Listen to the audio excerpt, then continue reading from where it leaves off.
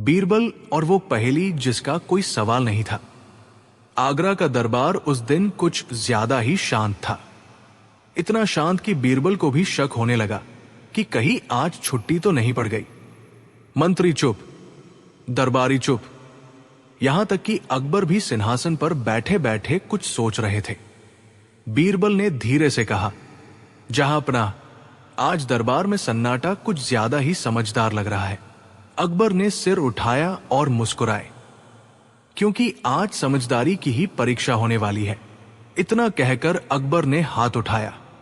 दरबारी ने आवाज लगाई, एक अजनबी दरबार में प्रवेश चाहता है। दरबार में हलचल मच गई। अंदर आया एक अजीब आदमी, न बहुत अमीर, न बहुत गरीब, न बहुत चालाक, न बहुत मूर्ख। हाथ में न कोई संदूक, न कोई कागज, न कोई पहेली, बस खाली हाथ और चेहरे पर रहस्यमयी मुस्कान। अकबर ने पूछा, तुम कौन हो? आदमी बोला, जहांपनाह, मैं एक पहेली लेकर आया हूं। मंत्री उछल पड़े, कहिए, क्या सवाल है? आदमी ने सिर हिलाया, कोई सवाल नहीं है। पूरा दरबार सन्न। अकबर ने भौं उठाई, बिना सवाल की पहेली? आदमी बोला, हाथ जहांपनाह, जिसे हल करना है उसे पहले यह समझना होगा कि पूछा क्या नहीं गया। दरबार में खुसर पुसर शुरू हो गई। अकबर ने हंसते हुए कहा, अच्छा बीरबल, आज तुम्हारे लिए खास मामला है। बीरबल मुस्कुराए, जहांपनाह, पहेली जब बिना सवाल की हो तो जवाब भी बिना बोले देना पड़ता है। अकबर चौंके, मतलब? बीरबल बोले, मतलब आज दिमाग नहीं, सोच की परीक्षा है। अकबर ने अजनबी से कहा, ठीक है, अपनी पहेली शुरू करो। अजनबी ने जमीन पर एक चाकू, एक रोटी, एक सिक्का और एक आईना रख दिया। फिर वो चुप हो गया। मंत्री बोले, अरे सवाल तो पूछो। अजनबी बोला, यही तो पहेली है। दरबार में हंसी गूंज उठी। एक मंत्री बोला, इसमें क्या मुश्किल है? सिक्का धन है। दूसरा बोला, रोटी जीवन है। तीसरा बोला, चाकू हिंसा है। चौथा बोला, आईना सच है। सब अपने अपने जवाब देने लगे। अजनबी चुप। अकबर ने पूछा, तुम चुप क्यों हो? अजनबी बोला, क्योंकि आपने जवाब दिए पर पहेली समझी नहीं। अब दरबार में बहस तेज हो गई। कोई बोला, पहेली का मतलब चुनना है। कोई बोला, मतलब त्यागना है। कोई बोला, मतलब सब जोड़ना है। अकबर ने बीरबल की ओर देखा, तुम अब तक चुप क्यों हो? बीरबल मुस्कुराए, जहांपनाह, क्योंकि सवाल न होने पर सबसे ज्यादा लोग गलत जवाब देते हैं। अकबर ने आंखें तरेरी। मतलब? बीरबल बोले, मतलब लोग वही जवाब देते हैं जो उन्हें अच्छा लगता है, ना कि जो पूछा गया हो। अकबर गंभीर हो गए। बीरबल आगे आए। उन्होंने सबसे पहले सिक्का उठाया और उसे जेब में रख लिया। मंत्री चिल्लाए, अरे ये तो चोरी है। बीरबल मुस्कुराए। फिर उन्होंने रोटी उठाई और एक गरीब दरबारी को दे दी। फिर चाकू उठाया और जमीन पर रख दिया। हथियार यही ठीक है। अंत में आईना उठाया और अजनबी के सामने कर दिया। अब बोलो, बीरबल ने कहा। अजनबी पहली बार हंसा। अजनबी ने कहा, जहांपनाह, यही इस पहेली का जवाब था। पूरा दरबार चौंक गया। अकबर ने पूछा, कैसे? अजनबी बोला, यह पहेली चीजों की नहीं थी, नियत की थी। जो सिक्के को देखे वो लालच दिखाता है, जो रोटी को देखे वो जरूरत समझता है, जो चाकू को देखे वो डर दिखाता है, और जो आईने को देखे वो खुद को देखता है। अकबर की आंखें फैल गई। अजनबी बोला, जिसने बिना सवाल पूछे सही काम कर दिया वही पहेली हल कर गया। सबकी नजर बीरबल पर गई। अकबर खड़े हो गए। आज पहली बार दरबार ने एक ऐसी पहेली देखी जिसमें जवाब बोलना नहीं पड़ा। फिर उन्होंने बीरबल से कहा, तुमने साबित कर दिया कि समझदारी सवालों से नहीं, कर्म से दिखती है। अकबर ने अजनबी से पूछा, तुम कौन हो? अजनबी मुस्कुराया, जहां पनाह, मैं बस ये देखने आया था कि क्या इस राज्य में अब भी बिना सवाल समझने वाले लोग बचे हैं। इतना कहकर वो चला गया। बीरबल ने जाते हुए उसकी ओर देखा, लेकिन एक सवाल अब भी बाकी है। बीरबल ने कहा। अजनबी रुका। अगर कभी इस दरबार में हर सवाल का जवाब पहले से तय हो जाए तो क्या समझदारी जिंदा रहेगी? अजनबी मुस्कुराया, यही अगली पहेली है बीरबल। और वो भीड़ में गायब हो गया। कहानी की सीख, मोरल, हर पहेली सवाल से नहीं बनती, कुछ पहेलियां सोच से बनती है। अकबर की चुनौती, मछली का आंसू। एक सुहानी शाम थी। बादशाह अकबर और बीरबल शाही बाग में टहल रहे थे। बाग के बीचों बीच एक बहुत बड़ा और सुंदर तालाब था, जिसमें रंग बिरंगी मछलियां तैर रही थी। ढलते सूरज की किरणें जब पानी पर पड़ती तो ऐसा लगता मानो पानी में सोना घुला हो। अकबर अक्सर बीरबल की परीक्षा लेने के लिए नए नए बहाने ढूंढते रहते थे। अचानक तालाब में एक बड़ी मछली ने छलांग लगाई और वापस पानी में जा गिरी। अकबर ने उसे गौर से देखा और बीरबल की ओर मुड़कर बोले, बीरबल, हमने सुना है कि इस दुनिया में हर जीव को दर्द होता है और वह रोता है, लेकिन क्या तुमने कभी मछली का आंसू देखा है? बीरबल मुस्कुराए और बोले, जहां पनाह, प्रकृति ने हर जीव को भावनाएं दी है, पर हर किसी के व्यक्त करने का तरीका अलग होता है। अकबर को शरारत सूझी। उन्होंने कहा, बीरबल, बातें बनाना छोड़ो। हम तुम्हें चुनौती देते हैं कि तुम हमें मछली का आंसू लाकर दिखाओ। अगर तुम 3 दिनों के भीतर हमें मछली का आंसू लाकर नहीं दिखा सके तो तुम्हें अपनी हार माननी होगी और भारी जुर्माना देना होगा। अगले दिन दरबार लगा। जब अन्य दरबारियों को इस चुनौती का पता चला तो वे मन ही मन बहुत खुश हुए। खास तौर पर बीरबल के विरोधी दरबारी सोचने लगे कि इस बार तो बीरबल फंस गया। भला पानी में रहने वाली मछली के आंसू कोई कैसे ढूंढ सकता है? आंसू तो पानी में मिलते ही पानी बन जाते हैं। एक दरबारी ने तंज कसते हुए कहा, बीरबल जी, सुना है आप बादशाह सलामत के लिए मछली के आंसू लेने समुद्र की गहराई में जा रहे हैं। संभल कर कहीं कोई शार्क आपको अपना ग्रास न बना ले। दरबार ठाकों से गूंज उठा। बीरबल शांत रहे और बस इतना कहा, वक्त आने पर जवाब भी मिलेगा और आंसू भी। बीरबल ने 2 दिन तक कुछ नहीं किया। वे चुपचाप यमुना किनारे जाकर मछुआरों को देखते रहे।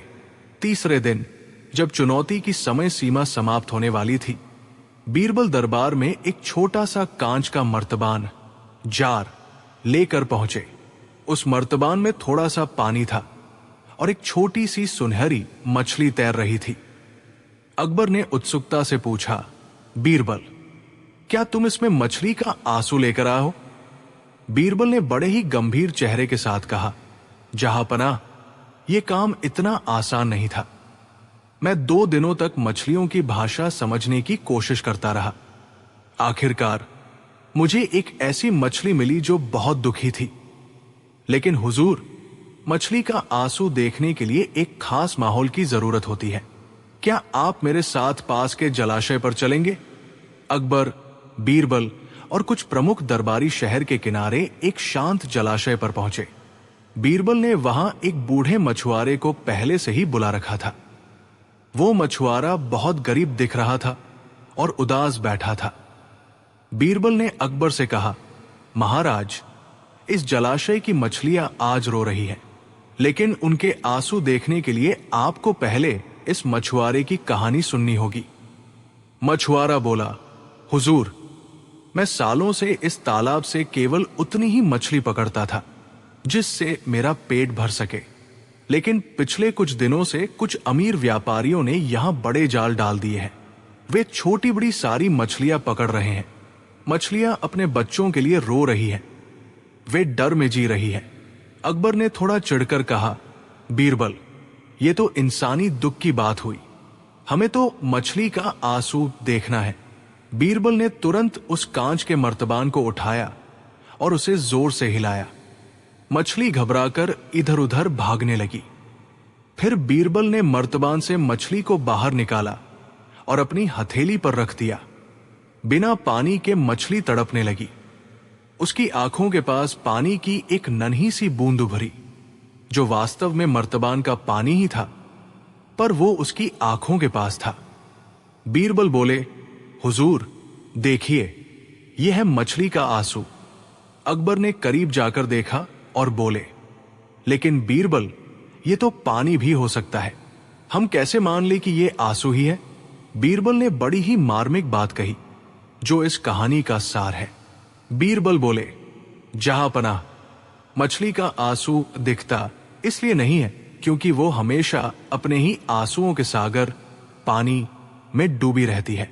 जब वो अपने परिवार से बिछड़ती है, जब उसका घर पानी गंदा किया जाता है, या जब उसे बिना कारण तड़पाया जाता है, तो वो रोती तो है, लेकिन उसके आंसू पानी में मिलकर पानी ही हो जाते हैं। ठीक वैसे ही जैसे एक वफादार सेवक के दुख के आंसू उसके मालिक की खुशियों के शोर में दब जाते हैं।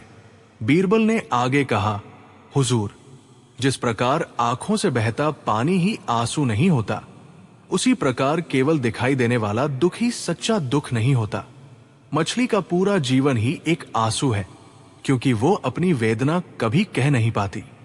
वो खामोशी से तड़पती है, और उसकी खामोशी ही उसका सबसे बड़ा आंसू है। अकबर बीरबल की इस गहराई भरी बात को सुनकर दंग रह गए। उन्हें समझ आ गया कि बीरबल ने भौतिक आंसू के बजाय उन्हें संवेदना और सहानुभूति, एम्पैथी का पाठ पढ़ाया है। अकबर ने महसूस किया कि एक शासक के रूप में उन्हें उन लोगों के दुख को भी समझना चाहिए जो अपनी पीड़ा व्यक्त नहीं कर पाते, ठीक मछली की तरह। अकबर ने मुस्कुराते हुए अपनी बेशकीमती मोतियों की माला बीरबल को भेंट की और कहा, बीरबल, तुमने आज हमें वह दिखाया जो हम आंखों से नहीं, केवल दिल से देख सकते थे। बेशक तुमने मछली का आंसू ढूंढ लिया है। कहानी का मोरल संवेदनशीलता। संसार में सबसे बड़ा दुख वह है जिसे व्यक्त नहीं किया जा सकता। किसी की खामोशी का मतलब ये नहीं कि उसे दर्द नहीं हो रहा। नजरिया, हर चीज को भौतिक रूप में ढूंढना बुद्धिमानी नहीं है। कुछ सच्चाइयां केवल तर्क और भावनाओं के जरिए ही समझी जा सकती है। बुद्धिमानी असंभव चुनौतियों का सामना केवल हाजिर जवाबी से नहीं, बल्कि गहरी सोच और उदाहरण देकर भी किया जा सकता है। कहानी हमें सिखाती है कि हम अक्सर प्रत्यक्ष विजिबल चीजों के बीरबल और वो पहेली जिसका कोई सवाल नहीं था। आगरा का दरबार उस दिन कुछ ज्यादा ही शांत था। इतना शांत कि बीरबल को भी शक होने लगा कि कहीं आज छुट्टी तो नहीं पड़ गई। मंत्री चुप, दरबारी चुप, यहां तक कि अकबर भी सिंहासन पर बैठे बैठे कुछ सोच रहे थे। बीरबल ने धीरे से कहा, जहांपनाह, आज दरबार में सन्नाटा कुछ ज्यादा ही समझदार लग रहा है। अकबर ने सिर उठाया और मुस्कुराए, क्योंकि आज समझदारी की ही परीक्षा होने वाली है। इतना कहकर अकबर ने हाथ उठाया। दरबारी ने आवाज लगाई, एक अजनबी दरबार में प्रवेश चाहता है। दरबार में हलचल मच गई। अंदर आया एक अजीब आदमी, न बहुत अमीर, न बहुत गरीब, न बहुत चालाक, न बहुत मूर्ख। हाथ में न कोई संदूक, न कोई कागज, न कोई पहेली, बस खाली हाथ और चेहरे पर रहस्यमयी मुस्कान। अकबर ने पूछा, तुम कौन हो? आदमी बोला, जहांपनाह, मैं एक पहेली लेकर आया हूं। मंत्री उछल पड़े, कहिए, क्या सवाल है? आदमी ने सिर हिलाया, कोई सवाल नहीं है। पूरा दरबार सन्न। अकबर ने भौं उठाई, बिना सवाल की पहेली? आदमी बोला, हाथ जहांपनाह, जिसे हल करना है उसे पहले यह समझना होगा कि पूछा क्या नहीं गया। दरबार में खुसर पुसर शुरू हो गई। अकबर ने हंसते हुए कहा, अच्छा बीरबल, आज तुम्हारे लिए खास मामला है। बीरबल मुस्कुराए, जहांपनाह, पहेली जब बिना सवाल की हो तो जवाब भी बिना बोले देना पड़ता है। अकबर चौंके। मतलब? बीरबल बोले, मतलब आज दिमाग नहीं, सोच की परीक्षा है। अकबर ने अजनबी से कहा, ठीक है, अपनी पहेली शुरू करो। अजनबी ने जमीन पर एक चाकू, एक रोटी, एक सिक्का और एक आईना रख दिया। फिर वो चुप हो गया। मंत्री बोले, अरे सवाल तो पूछो। अजनबी बोला, यही तो पहेली है। दरबार में हंसी गूंज उठी। एक मंत्री बोला, इसमें क्या मुश्किल है? सिक्का धन है। दूसरा बोला, रोटी जीवन है। तीसरा बोला, चाकू हिंसा है। चौथा बोला, आईना सच है। सब अपने अपने जवाब देने लगे। अजनबी चुप। अकबर ने पूछा, तुम चुप क्यों हो?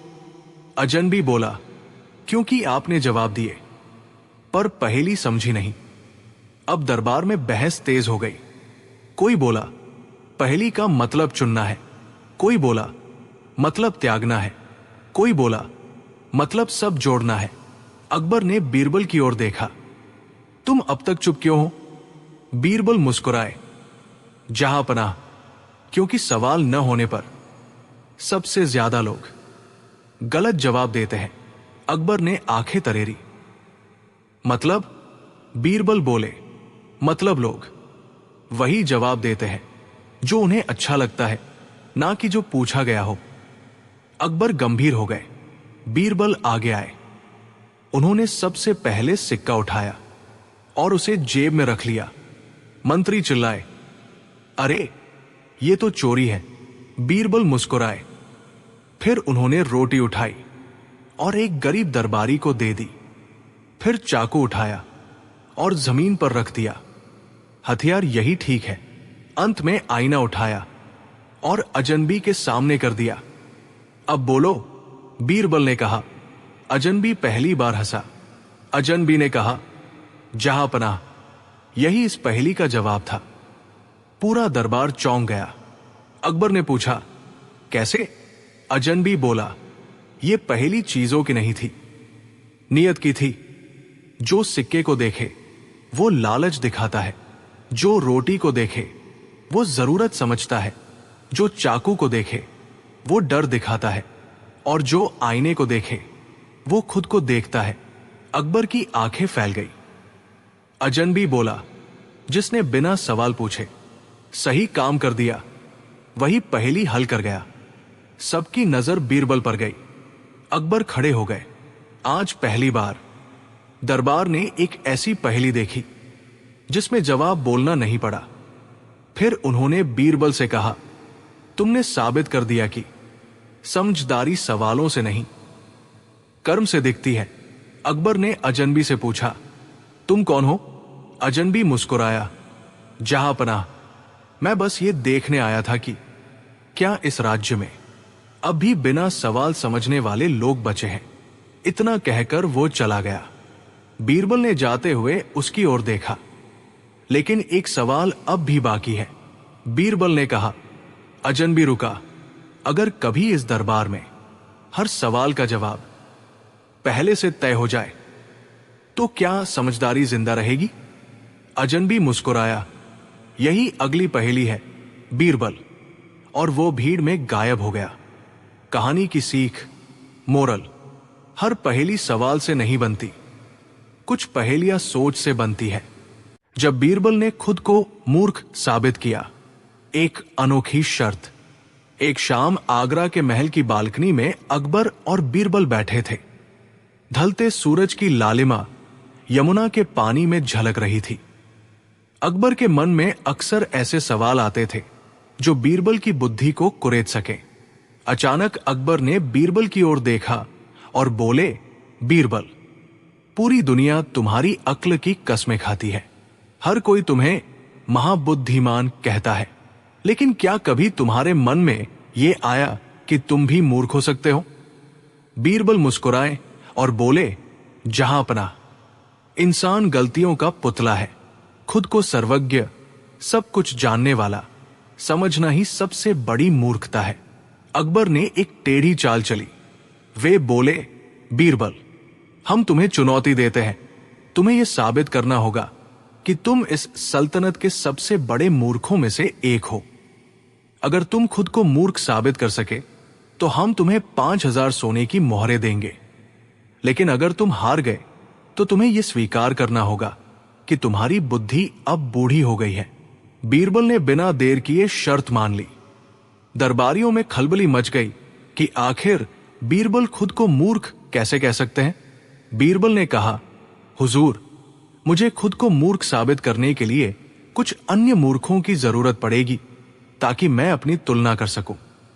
मुझे 1 महीने का समय दे। बीरबल शहर में निकल गए। उन्होंने 1 महीने तक राज्य का भ्रमण किया और कुछ अजीबोगरीब लोगों को इकट्ठा किया। महीने के आखिरी दिन वे दरबार में 6 लोगों के साथ हाजिर हुए। दरबार खचाखच भरा था। अकबर सिंहासन पर बैठे थे। बीरबल ने कहा, जहांपना, मैं इस सल्तनत के सबसे बड़े मूर्खों की सूची लेकर आया हूं। जब आप इस सूची को समझेंगे तो आपको मेरा स्थान भी मिल जाएगा। पहला मूर्ख। बीरबल ने एक आदमी को आगे किया जो घोड़े पर बैठा था, लेकिन उसने अपना भारी गट्ठर अपने सिर पर रखा हुआ था। बीरबल ने बताया, हुजूर, ये महानुभाव कह रहे हैं कि घोड़ा कमजोर है। अगर ये अपना बोझ भी घोड़े पर डाल देंगे तो घोड़ा मर जाएगा, इसलिए इन्होंने बोझ अपने सिर पर रखा है। अकबर हंसे और बोले, वाकई ये मूर्ख है। दूसरा मूर्ख। बीरबल ने दूसरे आदमी को बुलाया जो सड़क पर रोशनी के नीचे कुछ ढूंढ रहा था। पूछने पर पता चला कि उसकी अंगूठी अंधेरी गली में खोई है, पर वो उसे यहां इसलिए ढूंढ रहा है क्योंकि यहां रोशनी ज्यादा है। अकबर बोले, ये तो महामूर्ख है। तीसरा और चौथा मूर्ख। बीरबल ने 2 ऐसे लोगों को पेश किया जो एक भैंस के स्वामित्व पर लड़ रहे थे, जबकि उनमें से किसी के पास भैंस थी ही नहीं। वे केवल इस बात पर लड़ रहे थे कि अगर उनके पास भैंस होती तो वो किसकी घास चरती। अकबर ने उत्सुकता से पूछा, बीरबल, ये तो 4 हुए, बाकी के 2 मूर्ख कहां हैं और तुम खुद को कहां देखते हो? बीरबल ने बड़े ही शांत भाव से सिर झुकाया और कहा, जहांपना, इस सूची में 5वां मूर्ख मैं खुद हूं। पूरे दरबार में सन्नाटा छा गया। अकबर ने चौंक कर पूछा, तुम? लेकिन क्यों? बीरबल ने उत्तर दिया, महाराज, मैं इस राज्य का वजीर हूं। मेरे पास हजारों महत्वपूर्ण काम थे। न्याय करना, प्रजा की सेवा करना, राज्य की सुरक्षा देखना। लेकिन उन सभी जरूरी कामों को छोड़कर मैं पिछले 1 महीने से गलियों में मूर्खों को ढूंढ रहा था, केवल एक शर्त जीतने के लिए और कुछ सोने की मोहरों के लालच में मैंने अपना कीमती समय बर्बाद किया। एक बुद्धिमान व्यक्ति कभी समय बर्बाद नहीं करता।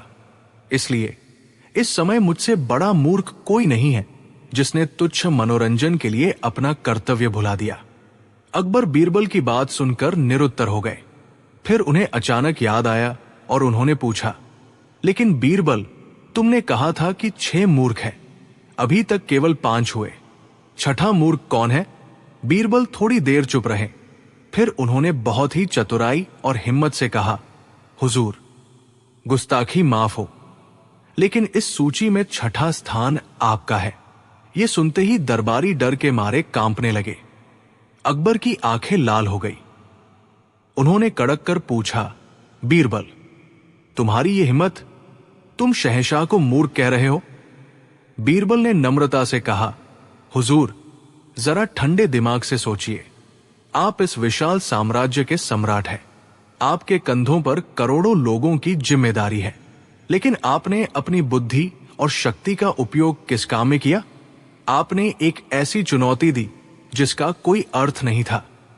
आपने अपने सबसे प्रिय वजीर को मूर्ख बनने पर मजबूर किया और अपना कीमती समय इन मूर्खतापूर्ण बातों को सुनने में लगाया। क्या एक महान सम्राट को ऐसी बातों में रुचि लेनी चाहिए? जब वजीर समय बर्बाद करने के कारण मूर्ख है, तो वो राजा भी तो उसी श्रेणी में आता है जिसने उसे इस काम पर लगाया। बीरबल की बात सुनकर अकबर का गुस्सा बर्फ की तरह पिघल गया। उन्हें एहसास हुआ कि बीरबल ने कितनी बड़ी सच्चाई उनके सामने रख दी है। अकबर को समझ आ गया कि सत्ता और बुद्धि का अहंकार इंसान को वास्तव में मूर्ख बना देता है। अकबर अपनी जगह से उठे और बोले, बीरबल, तुमने आज हमें आईना दिखा दिया।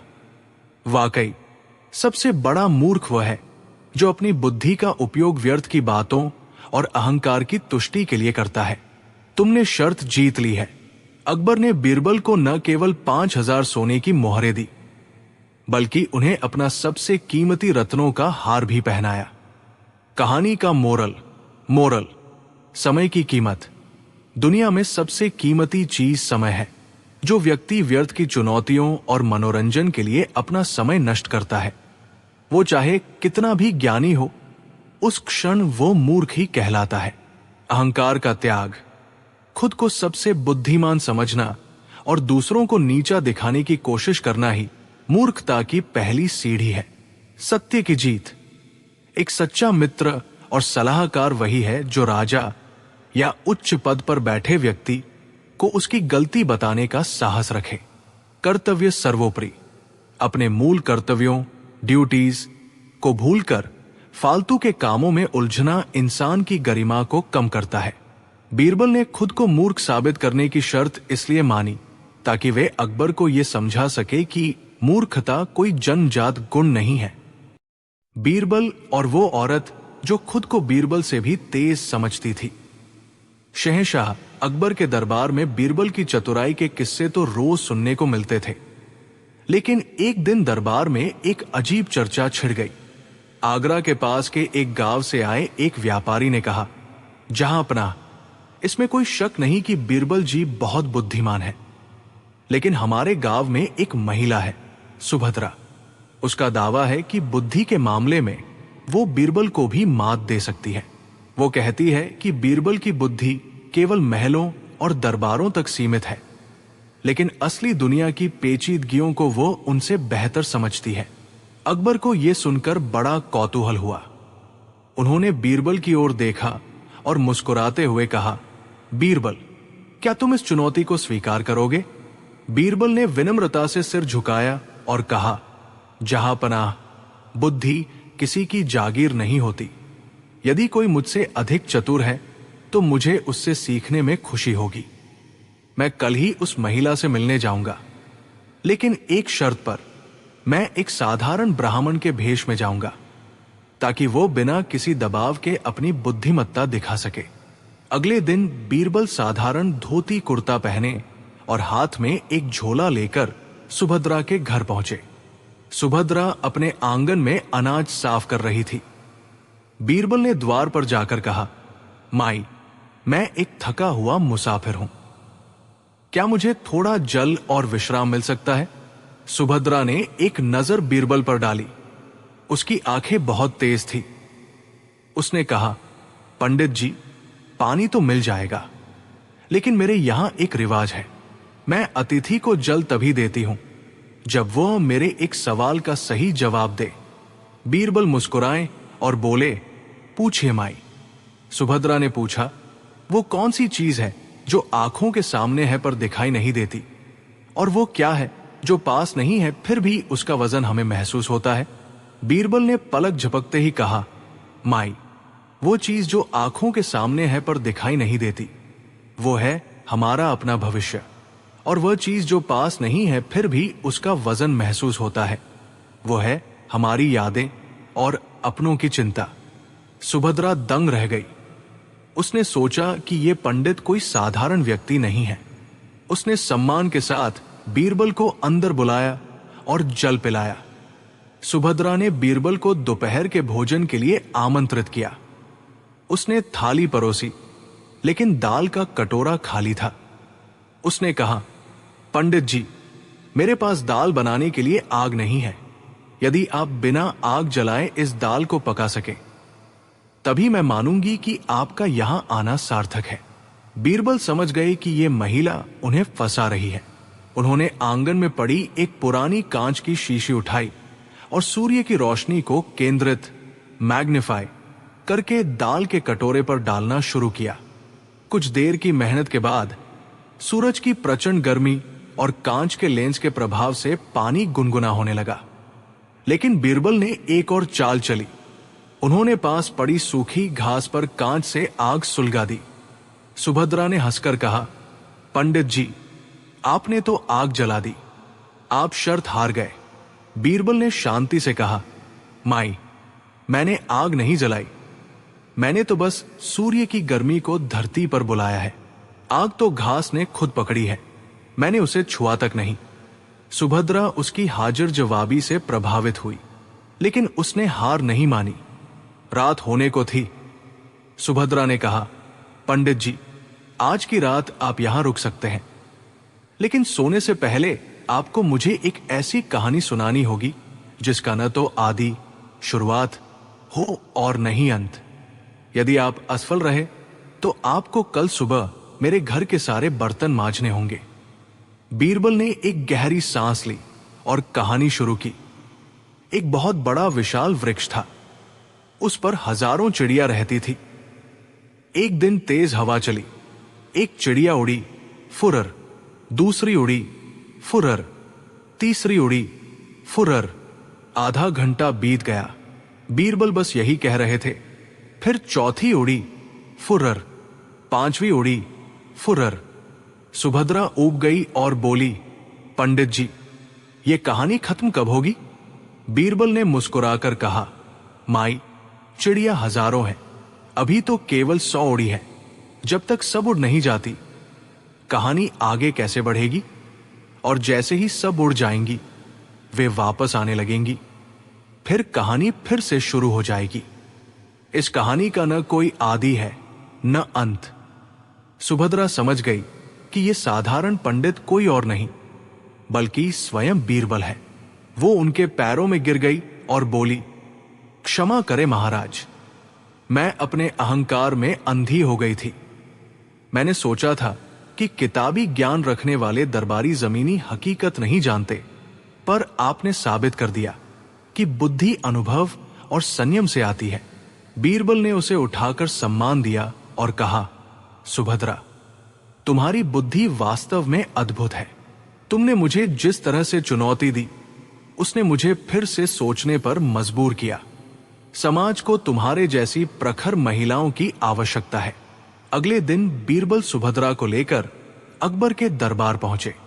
उन्होंने अकबर को सारा किस्सा सुनाया। अकबर बहुत प्रसन्न हुए। उन्होंने सुभद्रा को राज्य की सलाहकार के रूप में सम्मानित किया और उसे महिला शिक्षा और ग्रामीण न्याय के कार्यों की जिम्मेदारी सौंपी। कहानी की सीख, मोरल, अहंकार का त्याग, ज्ञान और बुद्धि किसी एक व्यक्ति की बपौती नहीं होती। हमें कभी भी ये नहीं समझना चाहिए कि हम ही सबसे श्रेष्ठ हैं। विनम्रता का महत्व। बीरबल ने अपनी पहचान छुपाकर और विनम्र रहकर एक सामान्य महिला से भी ज्ञान साझा किया, जो उनकी महानता को दर्शाता है। प्रत्युत्पन्नमतित्व। क्विक विट हर समस्या का समाधान तर्क में नहीं, बल्कि कभी कभी व्यवहारिकता और स्थिति को समझने में होता है। सम्मान। सच्ची बुद्धिमत्ता दूसरों को नीचा दिखाने में नहीं, बल्कि उनकी प्रतिभा को पहचान कर उसे सम्मान देने में है। कहानी हमें बताती है कि बुद्धि की कोई सीमा नहीं होती और वो कहीं भी किसी भी रूप में मिल सकती है। अकबर का अधूरा चित्र और बीरबल की चतुराई।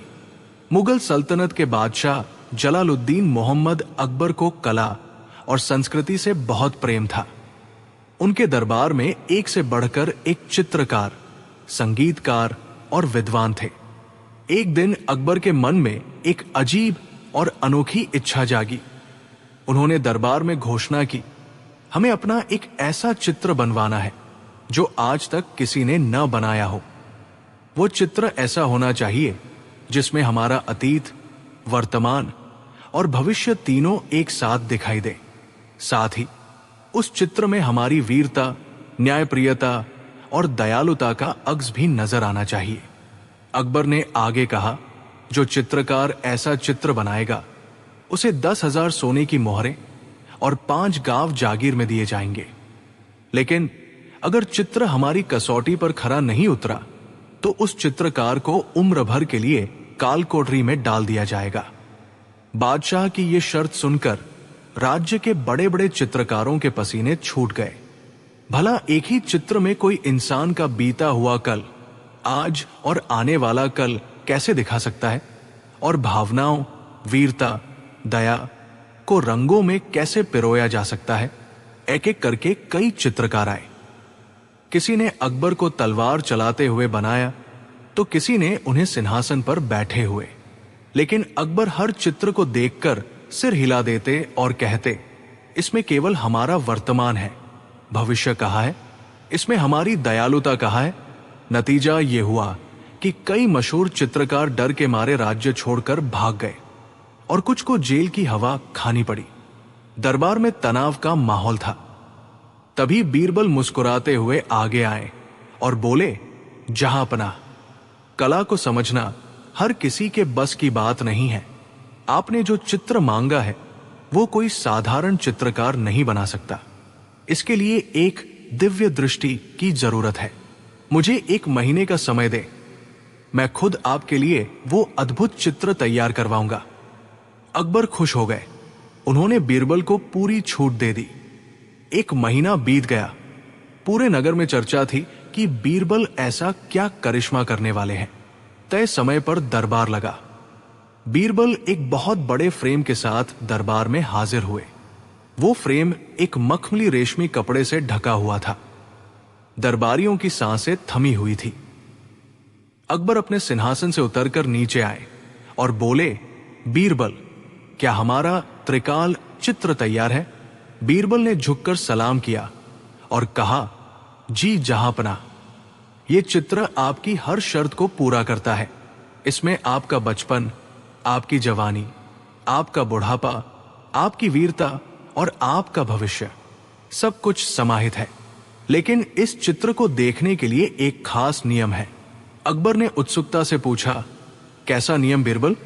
बीरबल बोले, हुजूर, इस चित्र को केवल वही देख सकता है जिसने अपने जीवन में कभी कोई झूठ न बोला हो और जिसका दिल एकदम पाक साफ हो। जो पापी होगा उसे ये चित्र अधूरा या धुंधला नजर आएगा। अकबर ने बड़े उत्साह से मखमली कपड़ा हटाया। जैसे ही कपड़ा हटा, पूरे दरबार में सन्नाटा पसर गया। वहां कोई चित्र नहीं था। वो केवल एक विशाल आईना, मिरर था, जिसे बीरबल ने बड़ी खूबसूरती से सजाया था। फ्रेम के चारों तरफ सोने की नक्काशी थी, लेकिन बीच में सिर्फ एक पारदर्शी और चमकता हुआ शीशा था। अकबर भौचक के रह गए। उन्होंने बीरबल की तरफ देखा, फिर आईने की तरफ। उन्हें आईने में सिर्फ अपना चेहरा नजर आ रहा था। वो कुछ बोलने ही वाले थे कि उन्हें बीरबल की शर्त याद आ गई। पापी को यह चित्र अधूरा नजर आएगा। बीरबल ने शांति से कहना शुरू किया, जहांपनाह, ध्यान से देखिए। इस चित्र, आईने में जब आप खुद को देखते हैं तो आपको अपना वर्तमान रूप दिखाई देता है। आपकी आंखों की चमक आपकी वीरता को दर्शाती है। आपके चेहरे का तेज आपकी न्यायप्रियता है। अकबर ने पूछा, लेकिन बीरबल, मेरा अतीत और भविष्य कहाँ है?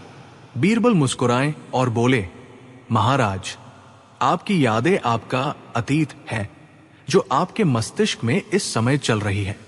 और जहां तक भविष्य की बात है, कल आप कैसे दिखेंगे या आपका राज्य कैसा होगा, वो आपके आज के कर्मों पर निर्भर करता है। इस आईने में दिखने वाला आपका अक्स ही हर पल बदलता रहता है, जो ये बताता है कि समय निरंतर चल रहा है। और सबसे बड़ी बात, हुजूर, एक इंसान का पूर्ण चित्र कभी कोई कागज या रंग नहीं उतार सकता, क्योंकि इंसान हर पल बदलता है। केवल ईश्वर का बनाया हुआ ये कुदरती आईना ही है जो आपको पूरी तरह दिखा सकता है। बीरबल की ये चतुराई भरी और गहरी बात सुनकर अकबर खिलखिलाकर हंस पड़े। जो दरबारी बीरबल को फंसाना चाहते थे, वे अपनी गर्दन नीची करके खड़े हो गए, क्योंकि अगर वे कहते कि हमें कुछ नहीं दिख रहा, तो वे पापी और झूठे साबित हो जाते। अकबर ने बीरबल को गले लगाया और कहा, बीरबल, तुमने एक बार फिर साबित कर दिया कि बुद्धि से बड़ा कोई चित्रकार नहीं होता। तुमने मुझे मेरा ही असली रूप दिखा दिया। बादशाह ने बीरबल को न केवल 10,000 सोने की मोहरें दी, बल्कि उन सभी चित्रकारों को भी रिहा कर दिया जिन्हें इस असंभव काम के लिए सजा मिली थी। कहानी का मोरल एक, सच्चाई का सामना। हम अक्सर दूसरों में कमियां ढूंढते हैं या अपनी ऐसी छवि चाहते हैं जो हकीकत से परे हो। हकीकत को स्वीकार करना ही सबसे बड़ी बुद्धिमानी है। दो, असंभव कुछ नहीं। बीरबल ने सिखाया कि अगर समस्या टेढ़ी हो तो समाधान भी थोड़ा हटके, आउट ऑफ द बॉक्स होना चाहिए। तीन, आत्मचिंतन। इंसान का सबसे अच्छा और सच्चा चित्र उसकी अपनी आत्मा और उसके कर्म होते हैं, जिन्हें किसी रंग या कूची से नहीं संवारा जा सकता। यह कहानी हमें सिखाती है कि चापलूसी और असंभव उम्मीदों के बजाय जो सच है और जो हम। जब अकबर ने बीरबल की बुद्धि पर टैक्स लगा दिया, आगरा का किला उस दिन कुछ ज्यादा ही शोरगुल से भरा हुआ था। दीवाने खास में दरबार सजा था। सोने चांदी के खंभे चमक रहे थे और दरबारी अपनी अपनी जगह पर खड़े थे। लेकिन आज माहौल कुछ अलग था।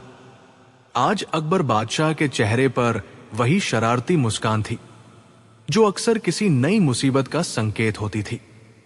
अकबर सिंहासन पर बैठे बैठे बोले, हमारे राज्य में हर चीज पर टैक्स है, जमीन पर, पानी पर, व्यापार पर, यहां तक कि नमक पर भी। लेकिन एक चीज है जिस पर आज तक टैक्स नहीं लगा। पूरा दरबार चौंक गया। एक मंत्री बोला, जहां पनाह, ऐसा क्या बच गया जिस पर टैक्स नहीं है? अकबर ने नजरें घुमाई और सीधा बीरबल को देखा। बीरबल की बुद्धि। पूरा दरबार ठहाकों से गूंज उठा।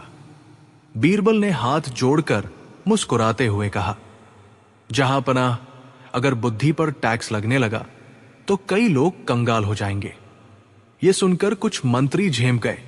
अकबर हंसे, फिर गंभीर होकर बोले, आज से फरमान जारी होता है, जो जितना बुद्धिमान होगा उतना ही ज्यादा टैक्स देगा।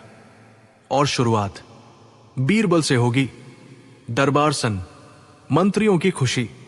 3 चालाक मंत्री, राजा तोड़मल, शेखू और कल्याण दास, आपस में नजरें मिलाकर मुस्कुरा उठे। शेखू बोला, आज तो बीरबल फंस गया। कल्याण दास ने कहा, जिसकी अक्ल ज्यादा उसी की जेब खाली। अकबर ने हुक्म दिया, कल से टैक्स वसूली शुरू हो जाएगी। बीरबल, तुम्हारी बुद्धि सबसे तेज है, इसलिए टैक्स भी सबसे ज्यादा तुम्हारा होगा। बीरबल ने सिर झुकाकर कहा, जैसा जहां पनाह का हुक्म। लेकिन उनके चेहरे पर कोई चिंता नहीं थी। पहला दिन टैक्स अधिकारी की मुसीबत। अगले दिन एक टैक्स अधिकारी बीरबल के घर पहुंचा। अधिकारी बोला, हुक्म है, आप अपनी बुद्धि का हिसाब दे। बीरबल मुस्कुराए, ठीक है, बैठिए। उन्होंने एक कागज निकाला और बोले, कल सुबह से शाम तक मैंने 37 समस्याएं सुलझाई, 5 झगड़े निपटाए और 2 मंत्रियों को चुप कराया। अब बताइए, इसका टैक्स कितना? अधिकारी पसीना पोंछने लगा। हुजूर, बुद्धि का वजन कैसे नापे? बीरबल बोले, जब नापने का तराजू नहीं तो टैक्स किस बात का? अधिकारी चुपचाप लौट गया। दूसरा दिन मंत्रियों की चाल। मंत्रियों ने अकबर से शिकायत की, जहां पनाह, बीरबल टैक्स से बच रहा है। अकबर बोले, तो आज दरबार में बुद्धि की जांच होगी। दरबार में ऐलान हुआ, जो जितना समझदार साबित होगा उतना टैक्स देगा। दरबार की परीक्षा। पहले मंत्री शेखू को बुलाया गया। अकबर ने पूछा, अगर तुम्हारे सामने सच और लाभ में से एक चुनना हो तो क्या चुनोगे? शेखू बोला, लाभ। जहां पनाह। अकबर बोले, तो टैक्स ज्यादा। अब कल्याण दास आया, अगर गलती तुम्हारी हो और सजा किसी और को मिले? कल्याण दास बोला, तब भी चुप रहूंगा।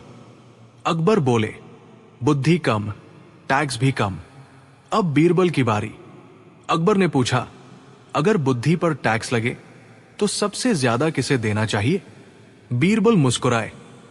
जहां पनाह, जो अपनी बुद्धि दूसरों को दबाने में लगाए उसे, और जो बुद्धि से दूसरों का भला करे उसे इनाम मिलना चाहिए। दरबार में सन्नाटा। बीरबल की अंतिम चाल। बीरबल आगे बोले, जहां पनाह, अगर बुद्धि पर टैक्स लगेगा तो लोग मूर्ख बनने का नाटक करेंगे, राज्य में समझदारी घटेगी और मूर्खता बढ़ेगी। क्या आप ऐसा राज्य चाहते हैं? अकबर गंभीर हो गए। उन्होंने मंत्रियों की ओर देखा जो अब चुप थे। अकबर उठ खड़े हुए और बोले, आज से यह टैक्स रद्द किया जाता है। पूरा दरबार तालियों से गूंज उठा। अकबर की स्वीकारोक्ति। अकबर ने कहा, बीरबल, आज तुमने सिखाया कि बुद्धि कोई धन नहीं, ये जिम्मेदारी है, और जिम्मेदारी पर टैक्स नहीं। सम्मान मिलना चाहिए। कहानी की सीख, मोरल, बुद्धि का सही उपयोग सेवा में होता है, शोषण में नहीं। जो समझदारी से भला करता है वही सच्चा धनवान है, और जो मूर्खता को बढ़ावा दे वो राज्य को